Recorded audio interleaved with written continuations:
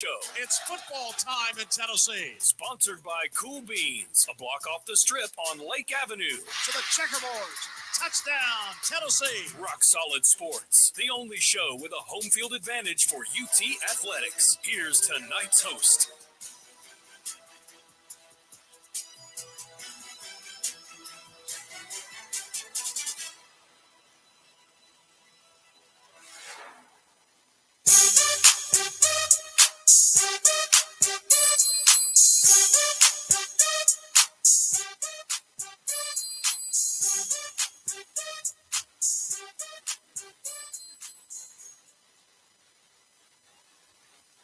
Welcome into Rock Solid Sports. I'm your man, Gabriel Daniel. To my left, I'm joined by Matthew Stolitsky, and we've got Tucker Harlan at our generous sponsor, Cool Beans. We're having some technical difficulties at the moment, but we will surely have them in here soon. Let me go ahead and tell you guys all about Cool Beans. We're sponsored by Cool Beans, the 21 and up college sports pub next to campus at 1817 Lake Avenue, a block off the strip. Cool Beans has 25 rotating beer taps and bottles, HD TVs, darts, pool, and arcade games. Open every day at 11 a.m. with burgers, wings, sandwiches for dine-in, and takeout with ball card accepted. More on Instagram at Knox Cool Beans or at coolbeansbar.com. We got a fun show to get into tonight, ladies and gentlemen. We got college basketball Vols playing some tight games. We got NFL conference championship games. And we've got more college basketball in there, too. A lot of college basketball. We're at that point in the season. But let's start with our home team, Tennessee Vols, taking on Vanderbilt. What was it? Tuesday? Recently. Yep. Winning that one 75-62. The game is on Saturday. Saturday? Yeah. I got that way wrong.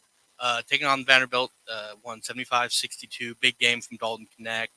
Matthew, it was closer than we thought it was. And, it's tough going on the road in college basketball and trying to compete in those gyms. But it was a Vanderbilt team that has not been good this year. They lost their first game of the season to a Presbyterian team that was last in their conference last year. And they've had a couple more losses in there. They just have not been really a good basketball team at all this year. Nope. And they played Tennessee close first half, and it wasn't looking great. But in the second half, Tennessee really put it together. And what did you see from that game from Tennessee? What do you think they did well? Well, it's just like Tennessee fashion to play a close game against a bad team. Now, Vanderbilt's never good. Vanderbilt's never good at basketball. Their thing is baseball. Maybe they're good at golf. I'm not sure. I don't follow those kinds of things. But baseball is the Commodore's sport, right? So when you play basketball at home, because that was a home game, if you were to look at the crowd, you would have saw 90% orange. When you play against a team like Vanderbilt, you know they're going to give you a run for their money. It's a divisional or conference matchup. Not to mention it's a fight for the state type game. So with that being said, I thought Vanderbilt outplayed Tennessee as opposed to Tennessee played themselves. I really thought Vanderbilt played a really good first half, but you mentioned it. Dalton Connect, who's been as good as anybody in college basketball all season long, was excellent, right? Along with the Aidus and, of course, the Zieglers. But Connect, another 30-point game. I think his fifth of the year with 32 in 34 minutes. He plays more than anybody else. 6 rebounds, 3 assists in that game. I was really impressed with Jordan Gainey. Now, he only had 10 points, and you wouldn't know it from just looking at the box score, but he's had one of the more bigger struggles when you talk about players on this team that are really supposed to contribute. And I've said this in the past. He's a guy that can win you a game in the sense that he'll go score 20, 25 points a game on a night where, you're expecting Ziegler or Connect or Adu to be your prominent scorer. And next thing you know, Gainey's lighting it up from 3. So it was a really good contribution game from Gainey, who we've really been waiting to see flourish in this Tennessee spotlight. But going down the list, Ziegler with 10 points, Vescovy with 12. Nice to see him starting to get into the flow of things. All in all, win is a win. You win by 13 points on the road at a really strange arena. I don't know if you've seen it. Where they sit on the baseline. I'm from Nashville, man. Of course I've seen it. Yeah, it's strange. But, look, a win is a win. Tennessee stays at 5 in the AP poll that came out earlier today. They're 4 in power rankings. So, you got to just continue this streak of winning, regardless of whether it's an ugly first half or a good second half. You have to continue to win and find ways to be successful on both ends of the floor. No, and this is a Vanderbilt team that, they're not good. Okay, they aren't good, but it's still difficult to go on the road in any environment in college basketball, especially in a SEC environment. And you really got to give Dalton Connect his roses in this one. And this has been something that has kind of progressed as the year has gone on, because it started out, we saw that scrimmage game against Michigan State. It's like, oh man, this guy can really light it up, and he was one of the top transfers for a reason. But then as we've gotten into the season, it's just he's backed it up and more, like just time in, time out. And I think he's been better than anything we could have thought heading into the season. Without a doubt. And, we're starting talking about, this is a guy that's just creeping up in the draft. This is a guy that if he played 1 year, let's say this was his first year, he would be a top 5 pick. Right. He might even be a top 3 pick. Yeah, I completely agree. And this one, I think, he had about 12 points in the start of the second half, or about 15 minutes left in the second half. Because I was texting my friend, he's a Vanderbilt fan. I'm from Nashville, so we have a good back and forth going a little bit. You gotta bother the little brothers a little bit, mess with them a little bit. And I was texting with him about the game. I'm like, you gotta watch out for this Dalton Connect guy. And at first it's like, oh man, Dalton, what are you doing? You're not showing up. And then he turned it on, because next thing you know, he's got 25 points. Yep. And Tennessee has jumped out to a commanding lead. And it's just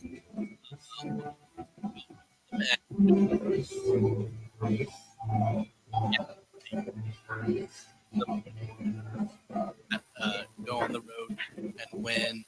And I think we've got Tucker in here. Let me turn it on. I think we've got Tucker in there. Tucker, can you hear us? Yeah, I can hear you a little bit. We've got some minor technical difficulties here, but we'll power through. We're gonna work on that. But looking at, you got to look at also the other guys, as Matthew was saying, and it's really looking like it's a team you're starting to get the picture of what this team is going to be. You've got Connect's your guy, but the steps that Jonas Adu is taking this season. He's been the second best player. Yeah, for sure.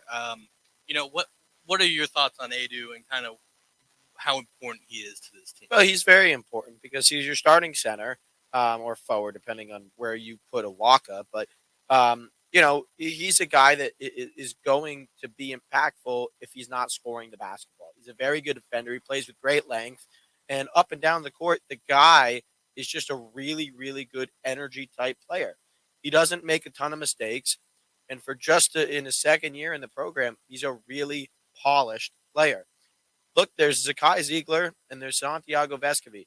Vescovi and Ziegler were both SEC all-first team selections at preseason.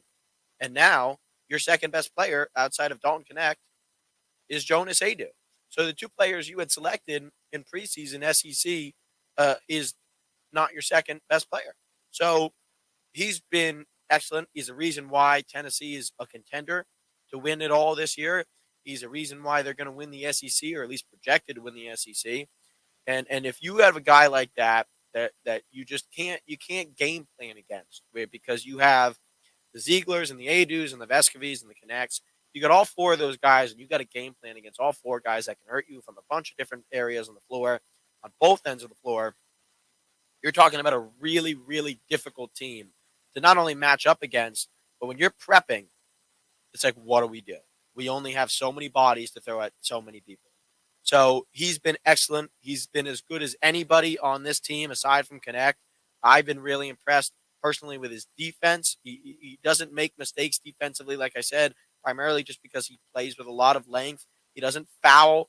He doesn't commit. He doesn't draw fouls in a way that, he's exaggerating or flopping. So at the end of the day, if you have 4 or 5, and what I think is probably 6 guys, because I really think JJJ is on that list of guys that can hurt you, you have a team that is good enough to beat anybody. And that's why I said it last week, and I'll say it again now. Tennessee is my pick to make the Final Four. Tennessee can certainly win it all. I don't say that lightly. Yeah, let's see. Tucker, can you hear us? Can you talk? Let's see. Yeah, I can hear you guys just fine. Oh, yeah, here we go. We got you. We hear you All now. right. We were just talking about some Tennessee basketball in that game against Vanderbilt. Yeah, so that game, Dalton Connect kind of took over there in the second half, doing what it is he does. But it was a fight there for a while. This is a team that Tennessee's used to going into its house, and you're at a point in the season. For the better part of the Stackhouse era, last bit of the Bryce Drew era, this is a team that for the most part, when you go there, you expect it to roll over and die. But when Tennessee does, for some reason, it does not. And that was the case for the first half of that game. Of course, things kind of fizzled out there in the second half. Uh, Tennessee ends up taking over one of that game with Connect. But I felt like he got other good performances in that game. Jonas Adu probably should have had a double double. He left some points and rebounds out there, I felt like. But now I feel like just out of any of these guys, with Dalton Connect producing the way he is, I think if you can get 10 to 13 out of everybody else, be it Vescovy, Zakai Ziegler, Triple J, Jordan Gainey now, the way he's playing, you're going to see some really good stuff from this Tennessee team down the stretch. And, Coach Rod Clark today told us, this team has not had a game yet in which everybody has played well, so that it has not peaked. So, it sounds like, the best is still on the horizon for this Tennessee team. And, they got South Carolina coming in here tomorrow night. And South Carolina is a team that obviously knocked off Kentucky last week. They're going to be a very formidable opponent. And, in the latest AP poll, it was left out of the poll by one spot, basically. I mean, they had the most votes of everybody for the Gamecocks that did not make it into the poll that got votes. So it's going to be a tough test for Tennessee tomorrow night, but I think the Vols are up for it. Yeah, good, man. Tucker, I want to ask you, and I've talked to a lot of people about this, and I'm curious to get your impression on it and see if it's similar to mine. Gabe, feel free to chip in. What makes Dalton Connect so hard to guard? What makes him a nightmare for these teams? So there is a real iron sharpens iron thing going on in Tennessee practices with him and Jemai Meshack, first of all, that I think is benefiting both guys, right? Meshack is not going to see a guy like Dalton Connect in actual games that is up to his skill level offensively. Conversely, Dalton Connect is not going to see a defender that is anywhere close to as elite at what he does as Jemai Meshack. So you have that aspect of it. I don't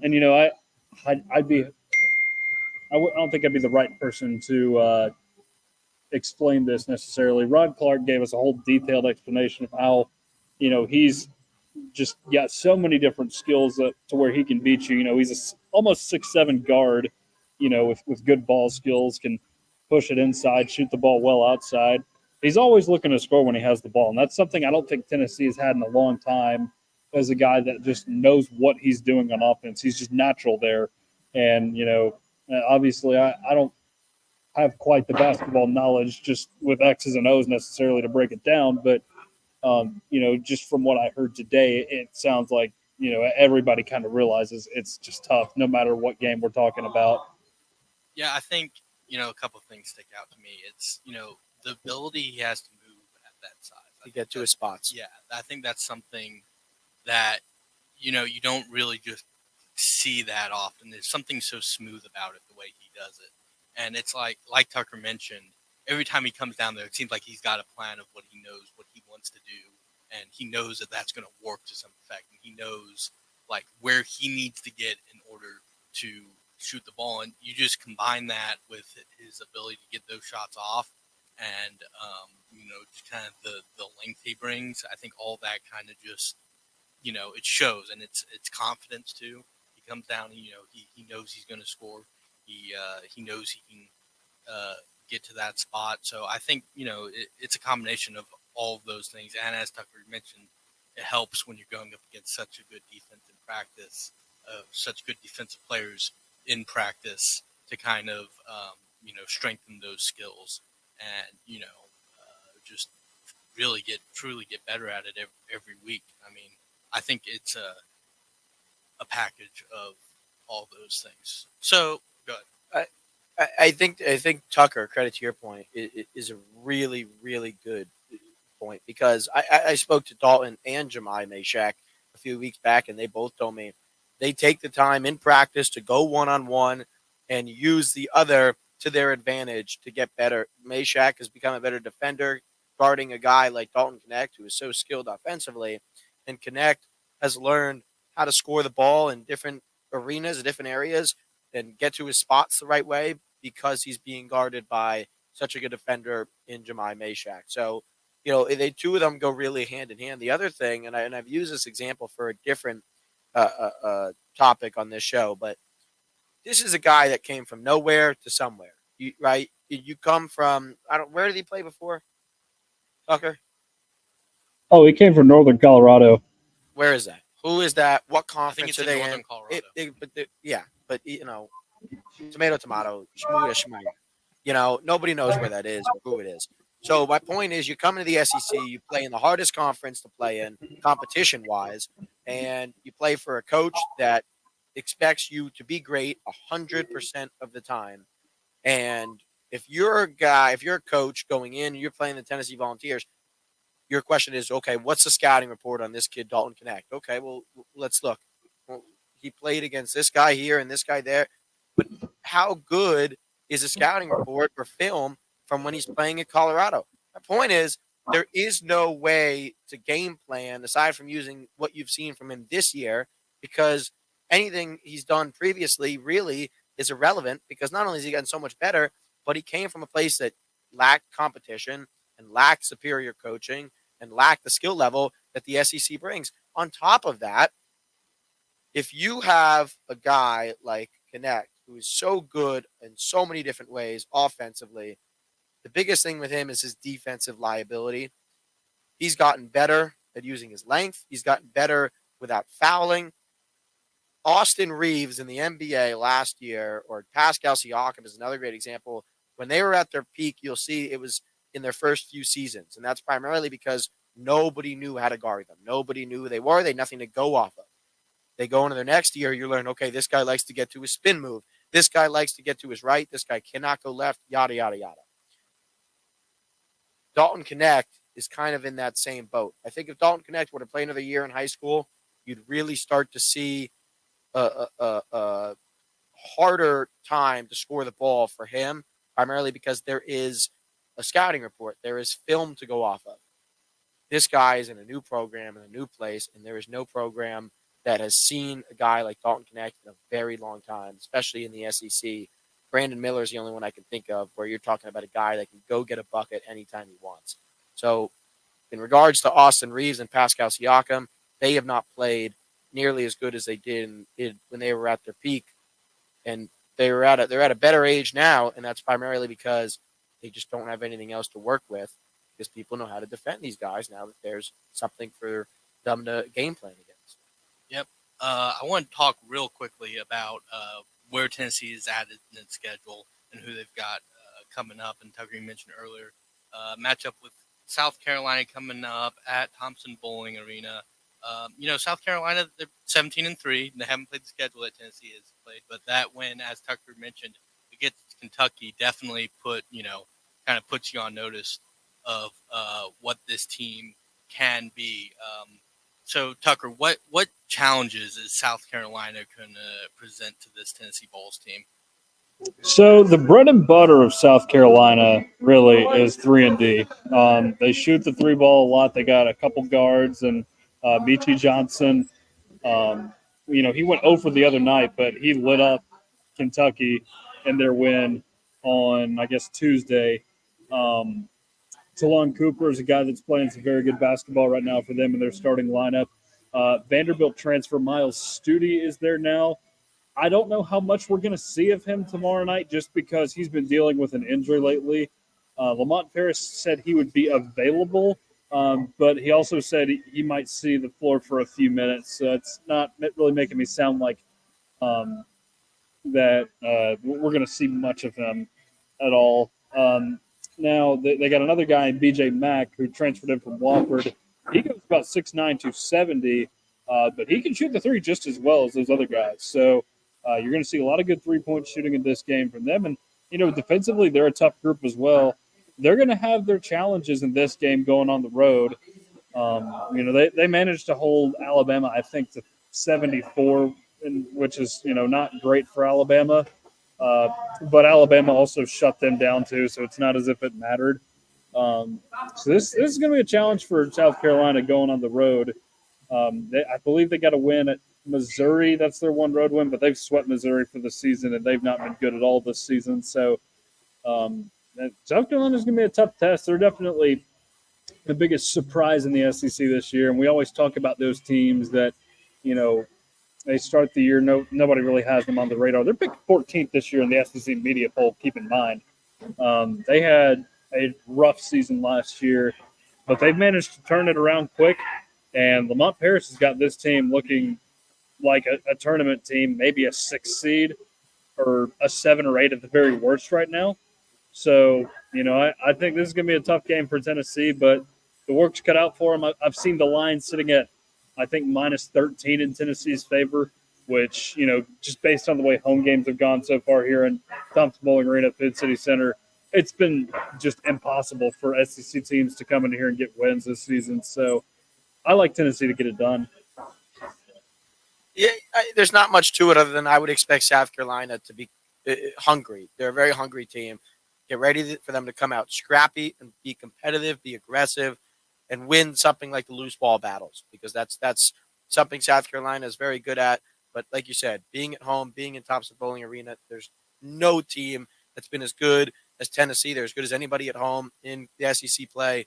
Tennessee should take this one. Not easily, but should take this one. Yeah, I think the big thing you look at here, and, Tucker mentioned it a lot, just Tennessee being at home. And, we've seen what this team does at home. Just in general, how hard it is to go on the road in college basketball and pick up wins. It's one of the hardest things to do. Tennessee's just a more talented team. You could definitely see a slip up here, but I don't know how you could predict that. I think that Tennessee gets it done. Well, with that being said, we're going to go ahead and go to our first break, but stick right here. We got more college basketball to talk about on the other side. This is 90.3 The Rock. Rock receives support from Cool Beans Bar and Grill, offering tabletop sports, outdoor seating, and Trivia Tuesdays. Open 11 a.m. to 3 a.m. 7 days a week on Lake Avenue between campus and the Strip, and the home of the Rock Solid Sports Monday Night Live broadcast fall and spring semesters. That's coolbeansbar.com. Volunteer Radio thanks the UT Athletic Department and the men's basketball program for their support. Coach Barnes' 9th season on the Summit includes home games against Kentucky, Vandy, and more at Thompson Bowling Arena. Allvols.com.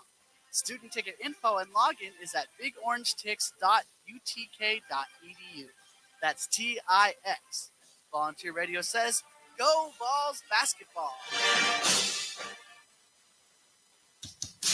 90.3 The Rock proudly brings Knoxville the best in new and classic, independent, and underground music on the Indie Hour. Monday nights from 8 to 10, hosted by former award-winning alumni from the WUTK Music Department and sponsored by Magnolia Records, 1515 North Central Avenue in Knoxville, and the Tomato Head Restaurant on Market Square and in the Gallery Shopping Center. Spinning cutting-edge music from around the world that pushes musical boundaries like noise pop, math rock, slowcore, shoegaze, garage rock, chamber pop, chillwave, and more. The Indie Owl brings you hard-to-find music from the artists that make it to the listeners who love it. The Indie Owl also provides independent artist news and chances to win Tomato Head and Magnolia Records gift cards. Tune in to Knoxville's true independent radio. The Indie Owl, Monday nights at 8, only on 90.3 The Rock, always bringing Knoxville new music first.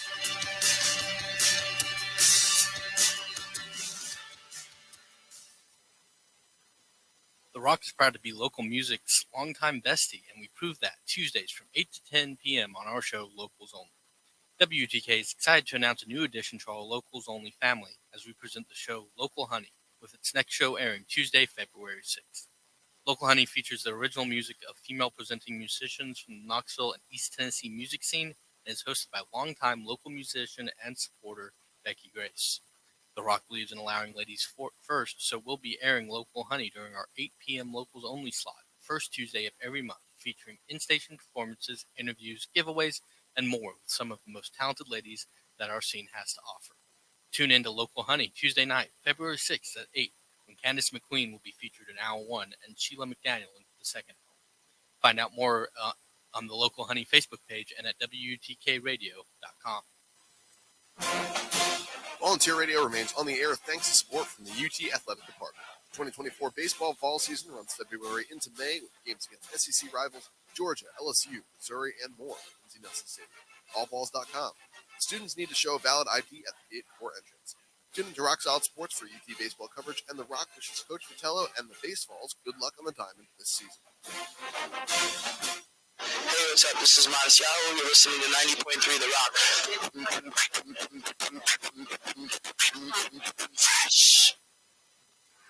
Volunteer Radio is supported by Fieldhouse Social, University Commons. Hosts the Wednesday night Rock Solid Sports broadcast at 7 p.m.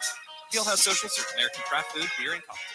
Featuring UT and Pro Sports on digital TVs around the restaurant 7 days a week from 11 a.m. to 10 p.m. FieldhouseSocial.com and their Facebook page for news and more.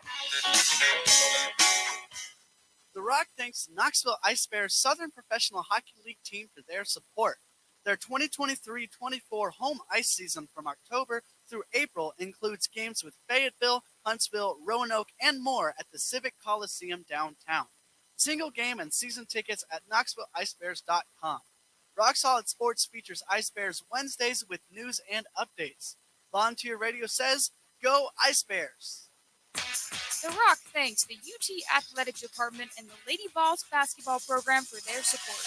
Coach Kelly Harper and the Lady Vols 2023-2024 home schedule includes games against Notre Dame, Ohio State, SEC foes, and more. Allvols.com. Student ticket info is at bigorangetix.utk.edu. That's TIX. The Rock says, go Lady Vols!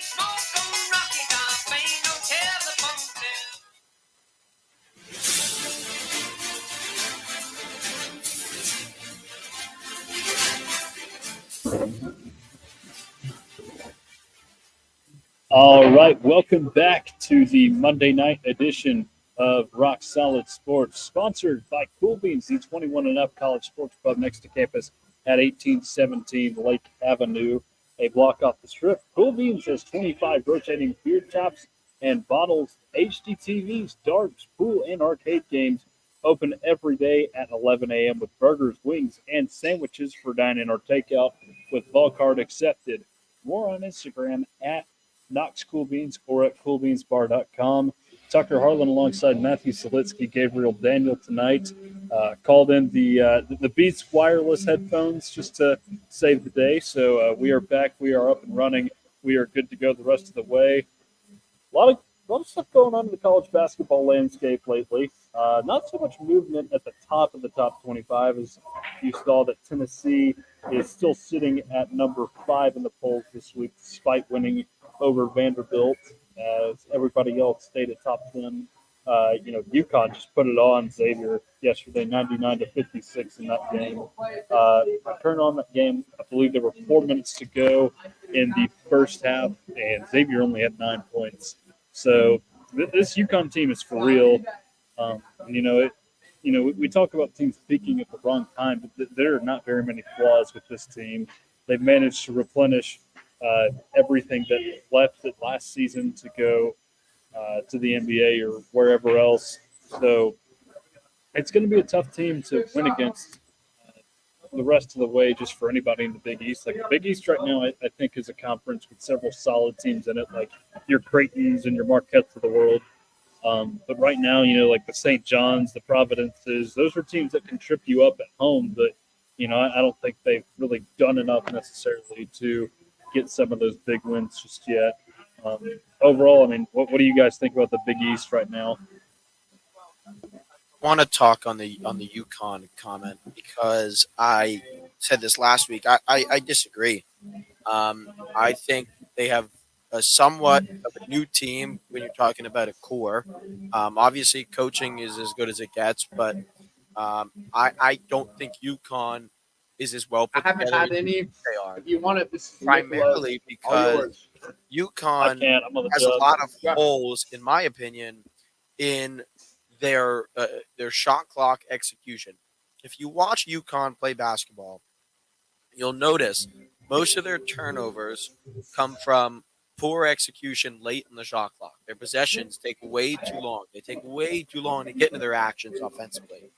And that stems from getting in the last 8 seconds of the shot clock, having to force a bad shot, turn over the ball, or, forfeit to a shot clock violation. And when college is 32-second shot clock versus the NBA, which is 24, that shouldn't happen. And I think that's where there's a disconnect offensively. Now, defensively, they're very solid, but core-wise, I think there's a lot of holes offensively with this UConn basketball team. I don't think they're number one. I don't think they're the best team in the country.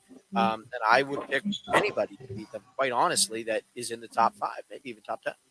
I think what UConn has done you got to give them credit for what they've done in the past 2 years with their program and to follow up, that championship run. I mean, how many times do we see a team come out flat at the start of the next year? And they've done anything but that. And I get what you're saying about them being young, but at some point you just gotta, if they're playing like this right now, they're only going to improve. They're only going to get better at knowing what they're going to do and what the people on the court are going to do out there. And when I look at the rest of the Big East, obviously you have those teams that they're going to make the tournament. Your Craytons, Marquette, Seton Hall, Providence, those type of teams. And while I think these teams are really good, I don't see them really offering a shot at UConn. So I don't think you can. Marquette. Why is this mic not working? Marquette could totally beat UConn. Really? Marquette could totally beat UConn. Creighton, I think, could, but I wouldn't pick Creighton. I would pick Marquette over UConn any day of the week. Any day of the week. I don't think I can. I think you got to give them credit for. You got to give them credit for. I know at some point we got to separate last year and this year, but over the past 2 years, you got to look at that team. You got to give them credit for what they've done. I'm giving them credit. They're not the same team they were last year. Well, Marquette is not a team that you should ever trust in the NCAA tournament. So, sure, they could win the regular season games, but, they were the 2 seed last year and got knocked out by Michigan State, rather, in whatever region that was. So, I just don't see a team right now that can compete with UConn, at least in that conference. Now, when we get to the Final Four here in a couple of months, I feel like that could very much change. Not suggesting that they will get to the Final Four necessarily, but I think they're a team that's very much capable of it. You look at what they've got just top to bottom up there in stores. Just looking around this weekend, I don't want to get too far ahead of myself. Obviously, Kentucky plays Tennessee, but you got a couple other very big matchups next weekend. We'll start talking a little bit about this big one in the ACC, the Tobacco Road game between Duke and North Carolina. Rather, both of these teams are ranked very highly. Duke is a team that I feel like is good this year. They brought back a lot of what they had a season ago, which is good. But, I feel like they've stumbled at times in conference play. In fact, they're playing right now at Virginia Tech. I think they're doing all right. Duke is winning 32-21. Okay, yes, they're doing just fine right now against Virginia Tech. They stumbled a little bit in conference play. They've lost at home to Pittsburgh not long ago. December, they lost to Georgia Tech on the road. So it's a solid team overall, but right now I think North Carolina is the more well-rounded team between the two. And, with that game being in Chapel Hill, I like North Carolina a lot. Outside of those two teams, there are probably some decent, maybe 9 to 7 seeded teams when we come to the tournament time right now. But there are teams right now like Miami in particular that have just really disappointed me this season. And I thought there were going to be so much more going into it this year with them. And, Clemson started off the year just fine. Now they're kind of slinking back a little bit in conference play. So, really, outside of those two teams at the top, there's just not much in the ACC this year. You want to give me credit, Tucker? What? Credit for what?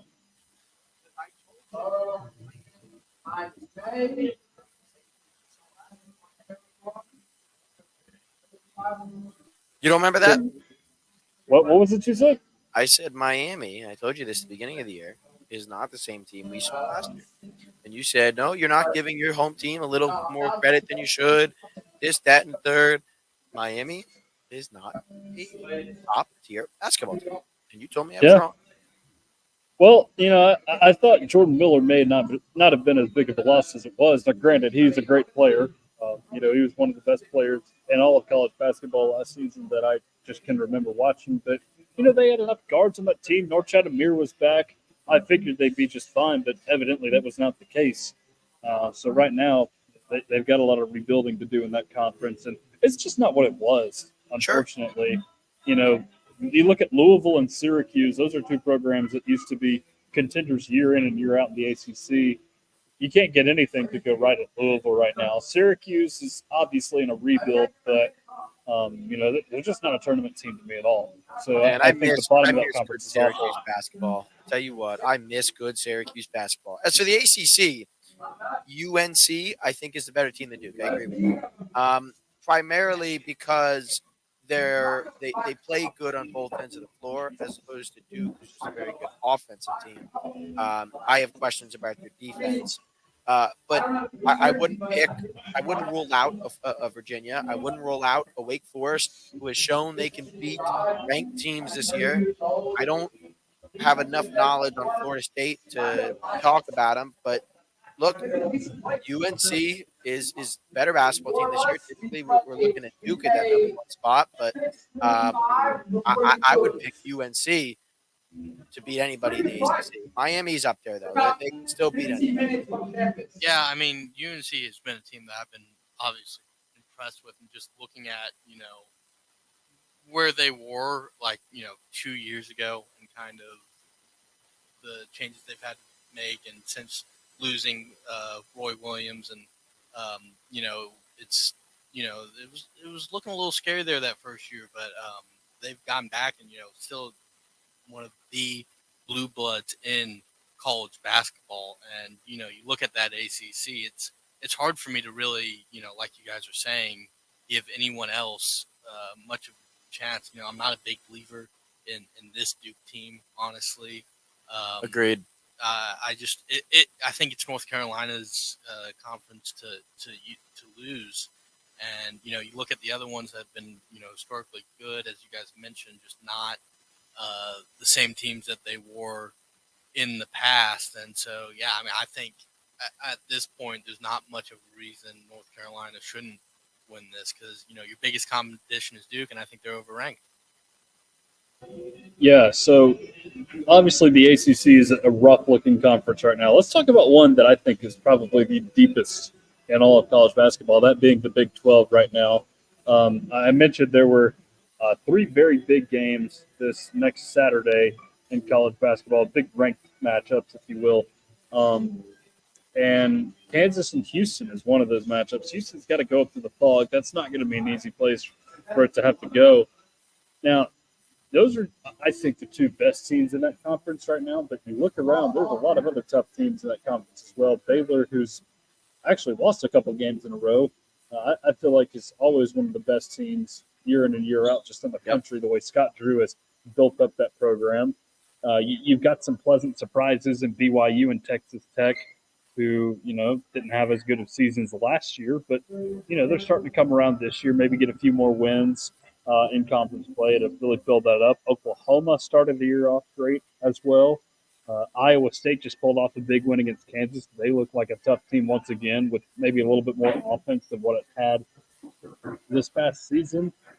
And then outside of that, I think there are teams out there like your TCUs and Texases that are solid teams. Probably need to do a little bit more to prove their worth as a tournament team right now compared to some of the ones I just mentioned. But just from a depth standpoint, there are no easy outs in that conference outside of maybe Oklahoma State and West Virginia. But even Kansas lost at West Virginia, so I can't really even say there are easy outs in that conference. And two of your last three national champions have come out of the Big 12. Baylor and Kansas, both being those two. They won it back-to-back seasons. So, I would not be surprised if they've got at least one team sitting in the Final Four by the time this year's said and done. You might even have two. Big 12 is without a doubt the best conference. They have the best offensive team in college basketball, along with Tennessee in Houston. They have maybe the most well-rounded team in Kansas. And they have a ton of surprises this year in Texas Tech, in Iowa State, in Kansas State. Now, Kansas State's not typically a surprise. We saw what they did last year. But TCU, I think, is capable of beating anybody in that conference. And Baylor, like you said, is a really well-run program. They always have been. So, without a doubt, the best conference. You could see 2, maybe even 3 conferences, teams in that conference in the Final Four. They're that good. How about that triple overtime game, TCU Baylor a couple days ago? That was crazy stuff, man. And that just shows you what this conference is with TCU pulling out the win there against 15th ranked Baylor Bears. Yeah, I mean, you look at what amazes me is just the middle of that conference and how many, ranked teams you have there. They're really controlling that, kind of back half 17 to 25 range, with, TCU, Baylor, BYU, Oklahoma. And, that's just there. You got teams higher up, like you guys mentioned. Yeah, really interesting conference to see how it plays out. I think it's technically Texas Tech leading conference right now. Yeah. We'll see how that plays out. Houston's pretty clearly, obviously a much higher ranked team at 4. Houston, Kansas, better, and Kansas in there. So we'll see how that plays out. But that just shows you got Iowa State and Texas Tech at the top of that conference right there, above a Houston and a Kansas. So it's going to be really interesting to see how that shakes out down the Something stretch. to note about the Big 12. The first 4 teams, record-wise, 4 best-ranked teams, all have a 500 record or less on the road. None of them are good on the road. All these teams are great at home, but they cannot play on the road. That's where they have their losses. Is anyone in college basketball good on the road? Well, that's the norm. But, there are teams that are better at fortifying that than other teams. But when it comes down to it, you look at teams that are 4-2 in TCU. Everybody else is below 500. Everybody else is below 500. So it's unbelievable. But at the end of the day, it's without a doubt the best conference. I would take Houston, like I said, over anybody in college basketball, primarily because of their defense. Yeah, so just one more conference we'll talk about here because I think the Pac-12 is a fairly lackluster conference this year as well. The Big Ten, obviously we knew Purdue and Illinois were going to be the two of the better teams going into this season. And, you saw what happened with Northwestern last year. Boo Buie, phenomenal player that they got there in Evanston.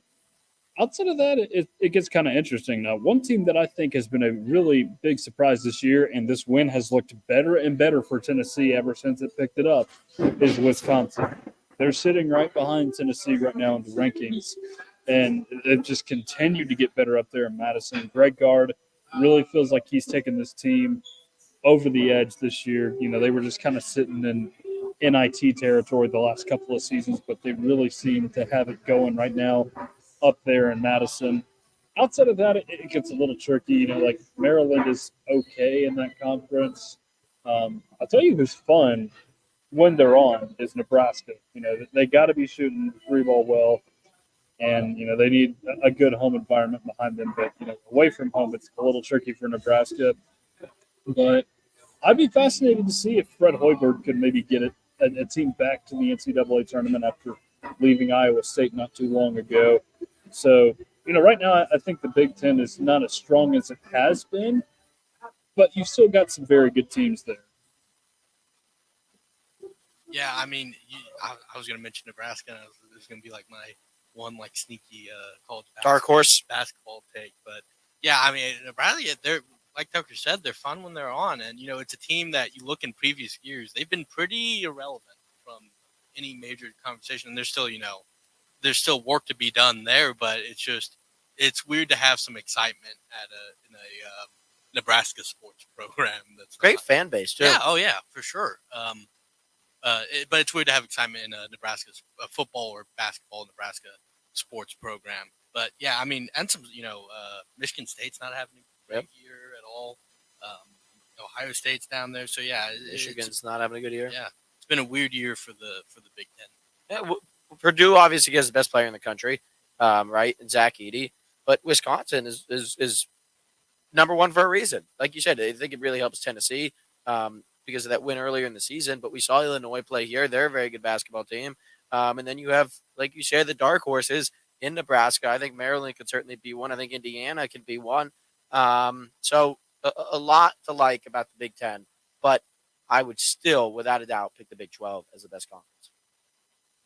All right, well, with that, we're going to go ahead and take our final break of the show. But on the other side, we've got a lot to talk about in regards to conference championships in the NFL and some pretty disappointing endings for some of these teams here, just as far as efforts and decisions made down the stretch. We'll have all that and more for you on the other side right here on Rock Solid Sports on 90.3 The Rock, UT's College of Rock. The Rock thanks Cool Beans, 1817 Lake Avenue, 1 block south of the Strip, for sponsoring and hosting Monday night Rock Solid Sports broadcast at 7 p.m. Cool Beans is the campus headquarters for food, brews, pool, shot starts, sports, and more fun. Tuesday night is team trivia night, and Thursday nights are for bingo. CoolBeansBar.com or their Facebook page for more info. The Rock thanks the UT Athletic Department and the Lady Vols basketball program for their support. Coach Kelly Harper and the Lady Vols 2023-2024 home schedule includes games against Notre Dame, Ohio State, SEC foes, and more. AllVols.com. Student ticket info is at bigorangetics.utk.edu. That's TIX. The Rock says, "Go Lady Vols."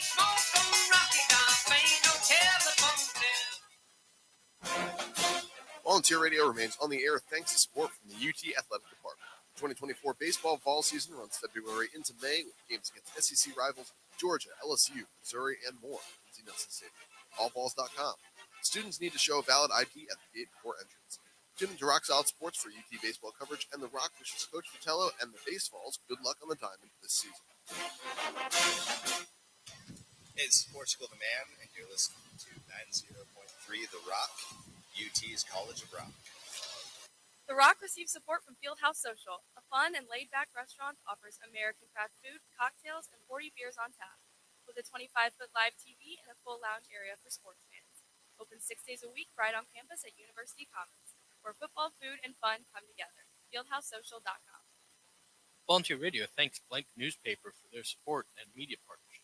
Blank is a local independent publication, filling readers in on sports, entertainment, and local interest stories, available at over 300 locations in Knox and adjacent counties.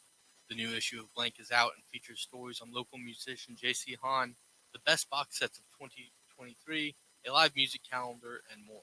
BlankNews.com or in the new issue. The Rock thanks Knoxville Ice Bears Southern Professional Hockey League team for their support.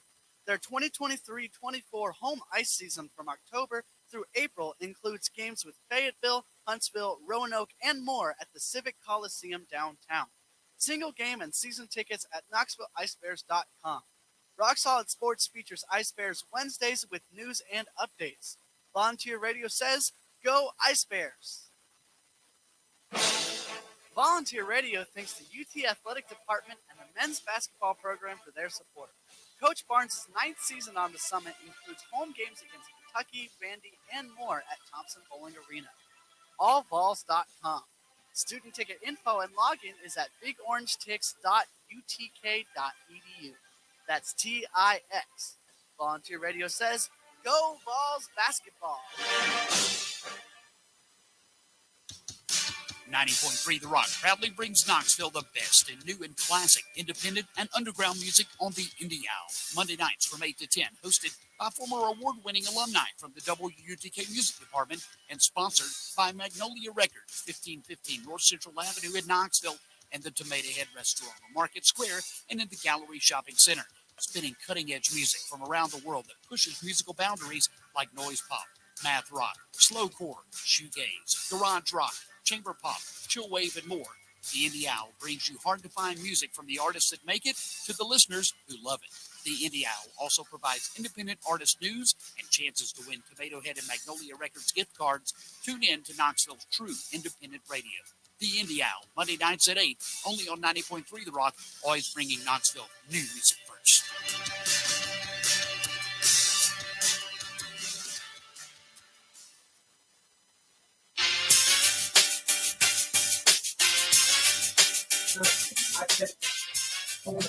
All right, welcome back one final time to the Monday night edition of Rock Solid Sports, sponsored by Cool Beans, the 21 and up college sports pub next to campus at 1817 Lake Avenue, a block off the Strip.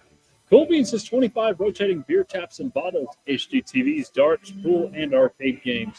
Open every day at 11 a.m. with burgers, wings, and sandwiches for dining or takeout with ball card accepted. More on Instagram at Knox Cool Beans or at coolbeansbar.com. Tucker Harlan, Matthew Selitsky, Gabriel Daniel with you on this fine Monday night. We're going to talk about the NFL, and we have to talk about what was, I don't know how you should characterize this. I mean, both games were great yesterday to an extent, but they were also, you know, kind of not great just because of some of the mistakes made in there. So we'll go chronologically here. AFC to start off. You have the AFC Championship between the Chiefs and the Ravens in Baltimore. And, really Baltimore came out flat in this game, just on both sides of the ball. Kansas City carved the Ravens up, on that first drive with Mahomes. It wasn't deep shots either.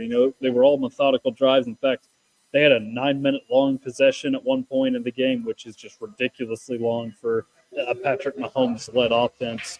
But offensively, the Ravens really couldn't get anything going either there in that first half. And, outside of the one deep shot they had, it just didn't, really culminate to anything in the second half. And you had the self-inflicted wound with Zay Flowers there late in the game. You had the taunting penalty, and then he fumbles the ball over the goal line. Defensively, the Ravens were locked in that second half. Really, both teams were locked in defensively in the second half. They couldn't do anything on offense, and Kansas City manages to prove that it can win ugly. And this Ravens machine that we had seen all season long really just got put to bed in this game. It just did not look good at all for Baltimore. It just really did not come out strong and didn't have much faith that it would be able to win this game once the Chiefs got up to their second score of the game. No, a couple things. Gotta give the man on my left credit for picking two winners, but it's the Chiefs 49ers. Am I rarely wrong? Oh, it's the Chiefs Niners, so it's really good teams. But good job, Matthew. The Ravens. I mean, you just gotta look at it with a little bit of disappointment, and you cannot blame the refs for this one. Baltimore Ravens beat themselves in this football game. Your defense, it started off lackluster. This game started off. It looked like it was going to be a battle of two quarterbacks. The Raiders, they punted their first drive, but after the first Chiefs drives, they answered, and Lamar was looking okay. He threw some good balls, and the thing is, they ran the ball that drive, and then they got away from it. They had 6 running back carries in this game against a Chiefs defense that their weakness is defending the run. It's not defending the pass. We saw that secondary. It was incredible that game. And it's a Ravens that's, been their identity is running the football, even going away from Greg Roman to Todd Monken. They still ran the football a lot, and they didn't get it done. Gus Edwards, your best running back, had 3 carries in this game for 20 yards, and they just didn't use him more. I don't know. It was weird. Lamar didn't play great. You had that throw into triple coverage that was picked off. And then you have people complaining about the refs after looking with the refs perfect. No, they're never perfect in the NFL. But the Ravens beat themselves in this game. I mean, your defense held the Chiefs to 17. You should be able to go out there and win that football game. And you got to give the Chiefs credit. This is, we've been saying this is the worst Chiefs team. It's the worst group of talent the Chiefs has had, but that defense is the best they've ever had, that they've had in the Mahomes era. You got a legitimate secondary. Jerry Sneed is a beast. And they were just, all their experience goes to show they don't make those stupid plays. They don't fumble on the goal line. They don't rough the passer. They don't, do all this stuff. Get personal foul calls, after unsportsmanlike conduct calls after plays are over, and it just shows you what the experience means with that team and their ability to keep calm and stuff like that. But again, it's a game that the Ravens could have won. The Chiefs scored 17. You had every chance to win that game, and I don't know, just disappointment in Lamar Jackson, disappointment in Todd Monken, their offensive coordinator, disappointment in Zay Flowers making, 3 costly errors in that game. I don't know. It feels bad. I don't want to go hard on the Ravens because they still had a good year. It's disappointing to get that close and you just kind of fall apart. You'd be the exact opposite of the team that you've been all year. Well, Zay gave me a heart attack throughout the game because there was at some point so many highs and so many lows. Fun fact, because Tucker brought up the 9-minute drive. The longest drive in modern record NFL history is actually by the Tennessee Oilers, your team, who ate up 25 plays on a 13-minute and 21-second drive in 1997. Thought you guys would want to hear that. Probably back when they were playing in Vanderbilt. That's probably even before they were playing in Nashville. There you go. Or, before Houston, right. The reason I picked the Chiefs to begin in the first place was you can't bet against Patrick Mahomes. You just can't. You can't bet against the Chiefs. You can't bet against the greatest quarterback in the NFL right now. As for the Lions and 49ers, so many question marks. But I was really disappointed with what I thought was going to be Showtime football this Sunday, and what was really a letdown. I thought Lions 49ers was a really fun game, though. I mean, it was the mistakes. Yeah. Mistakes, you do have to bring that up, but I mean, you look at that game, and we saw the Packers run on that 49ers, and that's exactly what the Lions did. They had a game plan. They went in. They executed. Now, people are going to talk about the going for on fourth downs. Personally, the first fourth down, I probably would have gone for that. The second one, I would have kicked that field goal and kept it close. But really, it was the end of that game where you run the ball on 3rd and goal, and you have to spend a timeout, so you have to try an onside kick. That's what really gets me with the Lions. And just, when the ball bounced off Kendall Builder's and Brad Knight just comes diving in, his big neck edge, it's like alarm bells just started going off in my head. I mean, you got to give the Lions a lot of credit. They've improved so much over the past couple of seasons to even be in this point. I mean, just imagine saying at the beginning of last year that the Lions are going to be in the conference championship. I give them credit. And I thought the downfall of this Lions team was going to be Jared Goff, but it wasn't. Jared Goff played fine. It was just other players. Josh Reynolds being a receiver too finally caught up to them. He had a couple two costly drops, and that was it. So. Good for the Lions to get to this point. Again, disappointment at the end. Yeah, I got to say I feel the same way about Detroit. This game was overall very disappointing at the end. Just costly mistakes. And, you obviously have the fumble, but the 2 incompletions on 4th down, I feel like really hurt them. And, at that point in the game, you've seen them be conservative before and take the points late in the half. But, they just go out of there and can't get the job done. So disappointing on that part. 49ers will play the Chiefs next week in the Super Bowl. That is going to do it for us tonight here on Rock. We're not doing predictions? Oh, you want to do predictions? We got 2 weeks. Fine. We'll do it next week. Fine. Jennings made another dog catch, by the way. Fine. He does it every week. That is true.